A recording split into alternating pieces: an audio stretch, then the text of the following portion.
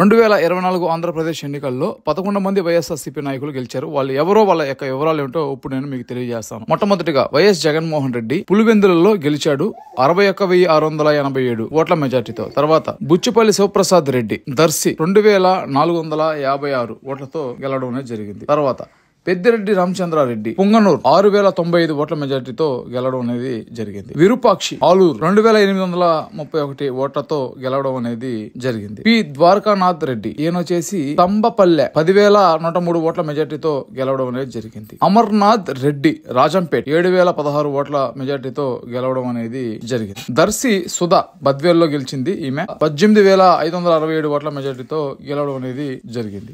Why బలనాగిరెడ్డి ఈయన వచ్చేసి మంత్రాలయంలో 12,805 ఓట్ల మెజార్టీతో గెలవడం అనేది జరిగింది. తర్వాత చంద్రశేఖర్ తాటిపర్తి ఈయన వచ్చేసి ఎర్రగొండపాలెం 5,200 ఓట్ల మెజార్టీతో గెలవడం అనేది జరిగింది. విశ్వేశ్వర రాజు ఈయన వచ్చేసి పేడూరు 19,338 ఓట్ల మెజార్టీతో గెలవడం అనేది జరిగింది. దాని తర్వాత మత్యలింగం ఈయన వచ్చేసి అరకు 31,877 ఓట్ల మెజార్టీతో ఇతను గెలవడం అనేది జరిగింది. వీళ్ళు వైఎస్ఆర్సీపీ తరఫున ఈ 2024 ఎలక్షన్ లో 11 మంది గెలిచిన వాళ్ళు.